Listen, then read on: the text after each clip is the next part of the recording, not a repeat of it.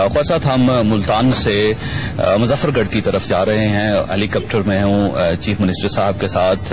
मियां शहबाज शरीफ को आप इस वक्त अपनी स्क्रीन पे भी देख रहे हैं। आप जरा बाहर के मनाजर देखिए, मुलाजा कीजिए कि किस तरह दूर दूर तक तबाही के आसार अभी तक फैले हुए हैं। ये दरिया जब अपने किनारों से निकला तो उसके बाद इसने तबाही फैलाते फैलाते इसने पूरे इलाके को जजीरे की शक्ल दे दी। आप देखिए किस तरह मकानात पानी के दरमियान नजर आ रहे हैं और छोटी छोटी बस्तियां हैं, आबादियां हैं, ये देहात हैं और इनका आपस के साथ कोई ताल्लुक, कोई राब्ता नहीं है।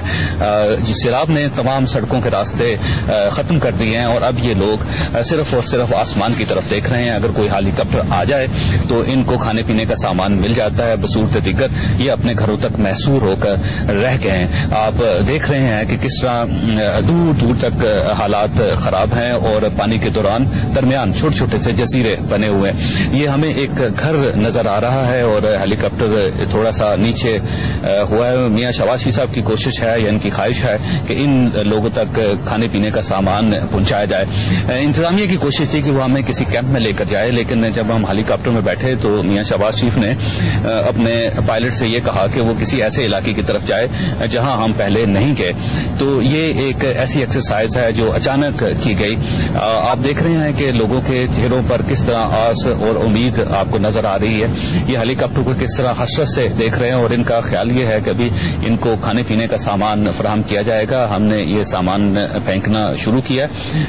हेलीकॉप्टर क्योंकि जमीन के बहुत ज्यादा करीब है और इस वक्त हवा तेज है, ये लोग करीब तो नहीं पहुंच पा रहे, लेकिन आपको अगर स्क्रीन पर ये लोग नजर आ रहे हैं तो आप खुद इनकी कैफियत का अंदाजा लगाइए कि ये कितने दिनों से भूखे और प्यासे होंगे। ये देखिए हम वहां से उड़ रहे हैं तो किस तरह लोग खुराक के थैलों की तरफ बढ़ रहे हैं। दो किस्म की खुराक है जो यहाँ पे जमीन पे फेंकी जा रही है। एक राशन की शक्ल में है जो पका हुआ नहीं है। ये एक बड़ा थैला है जिसमें चावल हैं, दालें हैं और चने हैं और इसके अलावा आटा है। इसके अलावा जो छोटे पैकेट्स हैं इसमें तैयार शुदा खुराक मौजूद है, ये आप फौरी तौर पर खा सकते हैं। पानी की बॉटल्स भी मौजूद हैं जो नीचे हम फेंक रहे हैं, आप इसको देख सकते हैं। अब आप इसके अलावा देखिए कि इन की अगर आप कैफियत का जायजा लेंगे तो यकीनन आपका दिल दुख से भर जाएगा। अब हम दोबारा फिजा में बुलंद हो रहे हैं और अब देखें आहिस्ता आहिस्ता अब दूसरी बस्तियों की तरफ हम बढ़ेंगे। दूर दूर तक तबाही के आसार नजर आ रहे हैं। ये एक और बस्ती है जिसमें 3-4 इकट्ठे घर हैं और ये देखें इन लोगों ने हेलीकॉप्टर को देखने के बाद किस तरह ये लोग वालाहाना तरीके से घरों से बाहर निकले और किस तरह इन लोगों की ख्वाहिश है कि ये जल्द से जल्द खुराक के थैले उठा के अपने घरों को ले जाएं। आप देखें हवा तेज है और इतनी तेज हवा में हेलीकॉप्टर के नीचे खड़ा होना यकीनन बड़ा मुश्किल है, लेकिन इसके बावजूद लोग अपनी भूख मिटाने के लिए किस तरह खुराक के थैलों पर झपट रहे हैं। अब हम यहाँ से महमूद कोट की तरफ जाएंगे। ये मुजफ्फरगढ़ से का एक और छोटा सा कस्बा है। अब हम उसकी तरफ बढ़ेंगे। खुराक हम वहां पे भी लोगों में तकसीम करेंगे। हेलीकॉप्टर को नीचे उतारना ज़ाहिर खतरे से खाली नहीं है क्योंकि यहाँ सिक्योरिटी का खास बंदोबस्त नहीं है। दूसरा, अगर फर्ज करें कि हेलीकॉप्टर यहाँ से उठता नहीं है तो डेफिनेटली हमारे लिए मसाइल में इजाफा हो जाएगा। लेकिन ये एक जगह है जहां पे इस किस्म के हालात हैं। आप खुद अंदाजा लगाइए कि 1/4 मुल्क अब इस किस्म की सूरत हाल में मुब्तला है। इन सब लोगों को मदद की जरूरत है और ये किसी भी शायद एक आध हुकूमत के बस की बात ना हो कि ये हुकूमत इन सब को रेस्क्यू भी कर सके और इनकी रिहेबिलिटेशन के लिए भी खिदमात सर अंजाम दे सके। हम ये एक मोहल्ला है शायद महमूद कोट का जिसके करीब से गुजर रहे हैं और आप देखें हेलीकॉप्टर को देखें किस तरह लोग अपने घरों से निकले हैं और किस तरह ये आसमान की तरफ या हेलीकॉप्टर की तरफ देख रहे हैं कि यहाँ से खुराक के थैले नीचे फेंके जाएंगे और ये लोग अपने बीवी बच्चों के लिए थैले लेकर जाएंगे।